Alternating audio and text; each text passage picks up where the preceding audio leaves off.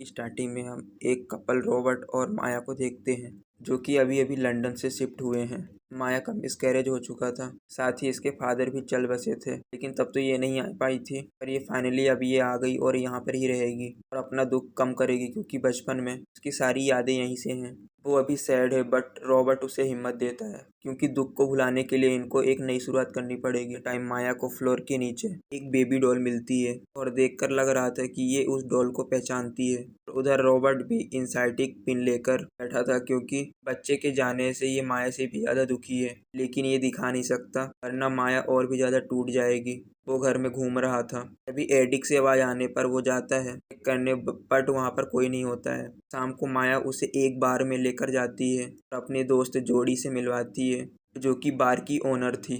वो उन्हें काफी ड्रिंक करा देती है। के बाद दोनों बैठकर खाना खाने लगते हैं, तो वहाँ बैठे लोग उन्हें देखकर मुस्कुरा रहे थे, मानो वो लोग काफी खुश हों इन्हें देखकर। वहाँ पर मौजूद एलिस दोनों के वापस आने पर काफी खुश था, लेकिन उससे बात करने से पहले ही रॉबर्ट बेहोश हो गया। पूरा बार उनके नाम पर चेयर्स कर रहा था और हम जान पाते हैं कि माया के डैड का नाम था एडगर्ल। रात को जब रॉबर्ट की आंख खुली तो वो मौजूद था अपने बेड पर। किसी लेडी के रोने की आवाज़ सुनकर वो एडिक में पहुंच गया। एक औरत वहां पर सच में मौजूद थी, जो कहीं से भी नॉर्मल नहीं लग रही थी। बाकियों की तरह वो भी रॉबर्ट के आने से खुश थी।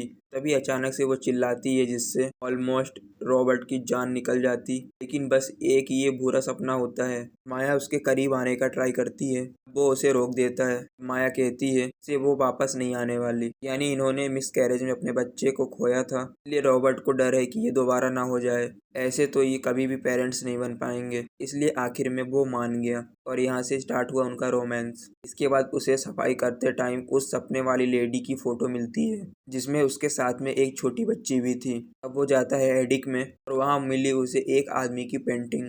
वो बिल्कुल रॉबर्ट की तरह दिख रहा था, जो कि माया के मुताबिक एक इत्तेफाक है, बट रॉबर्ट नहीं मानता, क्योंकि सिमिलरिटी हद से ज़्यादा थी। ऐसा लग रहा था कि वो इसी की पेंटिंग है। पेंटिंग पर लिखा था द विजिटर एक्सेप्ट्स, यानी कि पेंटिंग में मौजूद आदमी है विजिटर।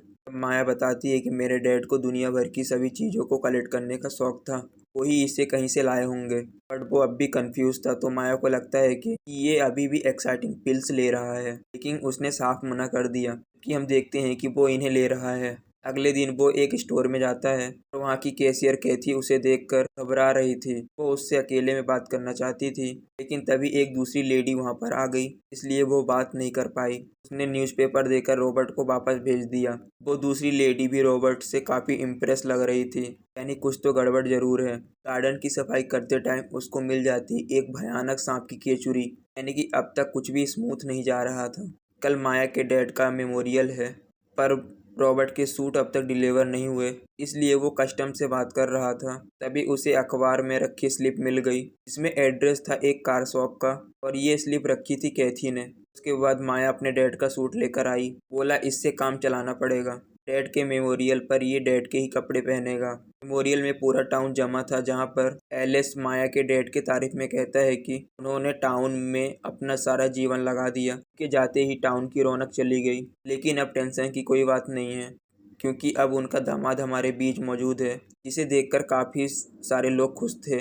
और कैथी भी मौजूद थी, बट पलक झपकते ही कैथी गायब हो जाती है। रॉबर्ट फिर एक बार जाता है उसी शॉप में, लेकिन कैथी वहाँ पर नहीं थी। उसकी जगह पर जॉब मिल गई थी कल वाली लेडी कस्टमर को। और ये तो कुछ ज़्यादा ही अजीब है। वो उससे सामान के पैसे नहीं लेती, क्योंकि उसका कहना था कि उसके आने की वजह से टाउन की किस्मत चमक गई। ये सुनकर वो भी कंफ्यूज था, आखिर ऐसा इसने क्या कर दिया। जाते जाते भी उसे एक आदमी हाय बोल गया, यानी कि ये पूरा टाउन उसका फैन है, जबकि ये किसी को जानता भी नहीं है। इसके बाद वो उस स्लिप में लिखी हुई उस शॉप में पहुंच जाता है। यहाँ पर उसे एक और पेंटिंग में उसका हमशक्ल सोल्जर मौजूद था, लिखा था द विजिटर वॉटिसर 1।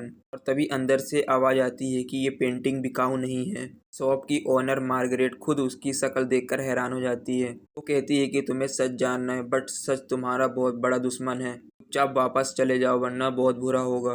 कहकर वो काफ़ी ज़्यादा हाइपर हो गई, इसलिए उसको निकलना पड़ा। घर पर आकर वो माया को ये सब कुछ बताता है, तो वो काफ़ी गुस्सा हो जाती है कि वो यहाँ पर अपना स्ट्रेस कम करने आए थे, पर ये उल्टा फालतू की टेंशन ले रहा है। पर रॉबर्ट का मन कह रहा था कि ये फालतू नहीं है, लेकिन वो भी क्या करे। वो थक कर काउच में बैठ गया। उसकी पोजीशन मैच हो रही थी उस पेंटिंग से। उधर मार्गरेट यहाँ से निकलने में लगी थी, तभी पर लॉकर्स कांच तोड़कर अंदर चले आए। कुछ ही देर में उसको मार डाला।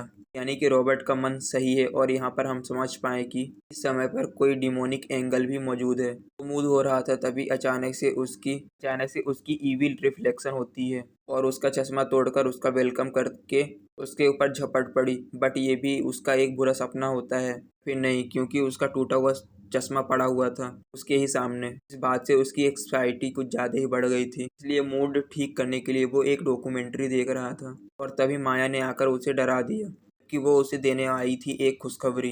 वो प्रेग्नेंट हो गई और ये जानकर रॉबर्ट काफ़ी खुश हुआ, लेकिन उससे भी ज़्यादा खुश हुए टाउन के लोग। यहाँ पर तो गोकुल धाम की याद आ गई। यहाँ पर कुछ महीने गुजर गए, तभी एलुस घर लेकर आया कॉफी के लिए। रॉबर्ट से पूछता है कि क्या तुम ट्रू बिलीवर हो, लेकिन रॉबर्ट को इन बातों पर भरोसा नहीं था। अब वो उसका हाथ देखकर कहता है कि जल्दी ही हो जाएगा। रॉबर्ट वॉशरूम जाता है, लेकिन वहाँ से वापस आने की बजाय वो चला गया एलिस के रूम में, जहाँ पर एक और पेंटिंग थी जो कि रॉबर्ट का हमशक्ल होता है। वहाँ पर लिखा था द विजिटर सेस्टिकल्स हिल्स क्लेम। वो उसे देख रहा था, तभी एलिस उसे डरा देता है और वो बताता है कि ये इस टाउन के सेवियर हैं। जब ये इस टाउन में आए थे तब यहाँ पर भुखमरी के अलावा कुछ नहीं था। तब एलिस्टर ने पूरे टाउन को बचाया था।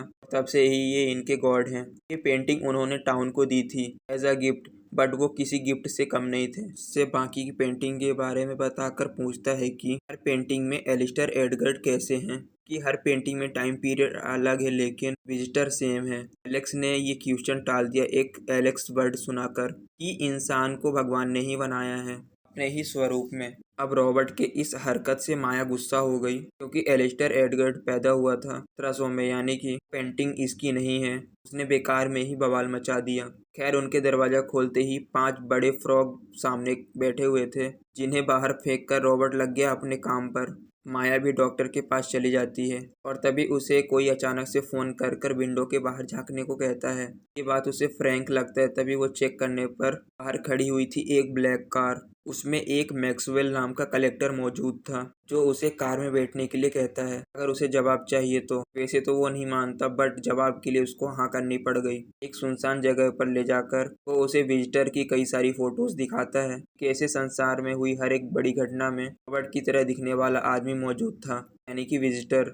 या फिर वो वर्ल्ड वार 1 हो या फिर 2 या फिर इतिहास का कोई भी बुरा इवेंट क्यों ना हो, विजिटर वहाँ पर मौजूद था। या फिर संभावना ये भी है कि ये सारे इवेंट विजिटर ने ही करवाए होंगे। रॉबर्ट उनसे पूछते हैं कि क्या इनका नाम एलिस्टर एडगर्ड है, लेकिन उसके पास कोई जवाब नहीं था, क्योंकि ये सभी घटनाएं अलग अलग टाइम पीरियड की हैं। तो वे एक आदमी तो नहीं हो सकता जो इतनी लंबी लाइफ जिया हो। वो सिर्फ इतना जानता था कि उसको यहाँ से जल्द निकलना होगा, या फिर ये भी विजिटर बनकर शामिल हो जाएगा किसी अननोन लिस्ट में। वो उसे बता देता है कि मार्गरेट भी मर गई और उसने वापसी के लिए रॉबर्ट को कई सारे पैसे दे दिए, कि उसके मुताबिक इसके पास करो या मरो वाला चांस है। अब इसकी लाइफ डिपेंड करेगी इसकी चॉइस पर। अब वो अपनी वाइफ और बच्चे को छोड़कर नहीं जा सकता। मैक्सवेल कहता है कि तुम्हारी चॉइस तुम्हारे बच्चे और उसके आने वाले बच्चों को भी इफेक्ट करेगी। चले जाओ तो बच जाओगे, या फिर रुक जाओगे तो बन जाओगे विजिटर। इस बात से उसे काफ़ी ज़्यादा टेंशन हो गई थी, इसलिए वो अपने पिल्स को ढूंढ रहा था, लेकिन वो गायब थी। अगले दिन वो माया को वापस जाने के लिए कहता है।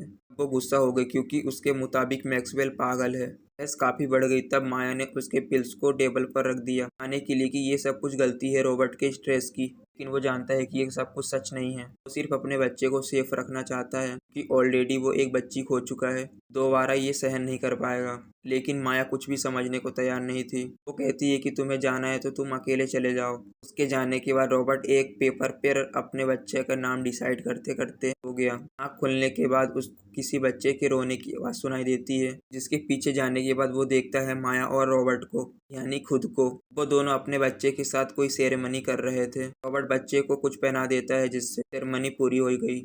इन सब से रॉबर्ट की नींद उड़ गई थी।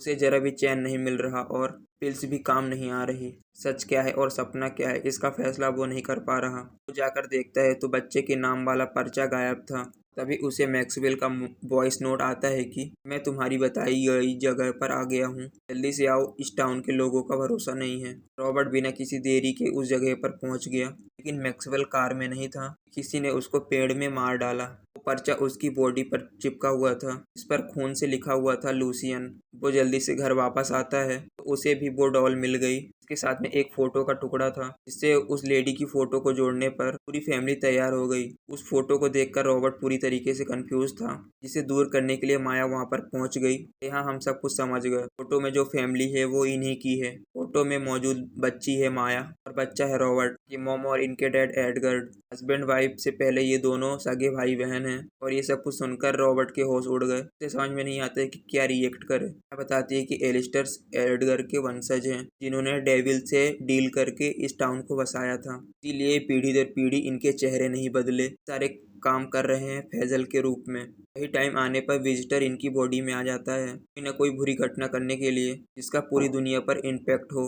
रॉबर्ट को भी रसल के रूप में पाला जा रहा था, लेकिन इस चेन को तोड़ने के लिए किसी ने उसको किडनैप करके लंदन भेज दिया। अगर वो यहाँ पर रहता तो वो रेजल बनता, ये चेन चलती रहती। अगर एक बार चेन टूट गई तो विजिटर का आना बंद और लाखों लोगों का मरना भी। रॉबर्ट लंदन में पल रहा था और माया सालों से उसे ढूंढ रही थी। आखिर में ये मिल गया और माया ने इसको फंसा लिया। इस फैमिली के लिए माया ने अपनी पूरी लाइफ वेस्ट कर दी और आगे भी होगी, क्योंकि रॉबर्ट के सामने इसके लाइफ की कोई वैल्यू नहीं है। इनको टाइम रहते अपना अगला वारिस पैदा करना था, क्योंकि तभी इंश्योरिटी बनी रहेगी विजिटर के वापस आने की, क्योंकि इस बार तो वो आ चुका है। इसी रॉबर्ट टाउन में वापस आया, उसने अपना विजिटर क्लेसन कर लिया। उसके ऊपर हावी होकर मैक्सवेल, कैथी और मार्गरेट तीनों को मार डाला, जो भी उसके रास्ते में आ रहे थे। लूसीफर को धरती में लाने के लिए इन्हें एक बेटा चाहिए था, लेकिन इनको मिली थी एक बेटी, इसलिए माया ने खुद ही उसको मार डाला। उसके ऊपर वो कोई मिसकैरेज नहीं था और तभी अचानक से वो अभी बुरी तरीके से नहीं गई, मुताबिक ये असर है उसी का, रोक नहीं सकता। उसने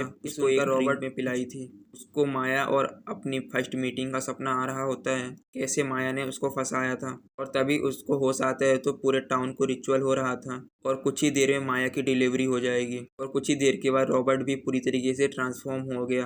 काफ़ी ज़्यादा स्ट्रगल करने के बाद उसका एक बच्चा हो जाता है और प्रेजेंटा माया ने खुद काटे अपने दांत से, कि ब्लड लाइन में ये लास्ट है, यानी कि एक लूसीफर है जो कि धरती को पूरी तरीके से मिटा देगा। तब तक इसको पालने की जिम्मेदारी है रॉबर्ट की। अगली सुबह जाने से पहले रॉबर्ट माया से मिलता है, जो बदल चुकी है जिंदा लाश में, बिल्कुल अपनी मॉम की तरह। इस फैमिली में फीमेल का यही फेट है। इसके बाद वो पेंटिंग लेकर चल गया और पूरा टाउन उसकी जय जयकार कर रहा था। और इसी के साथ ये मूवी एंड हो गई।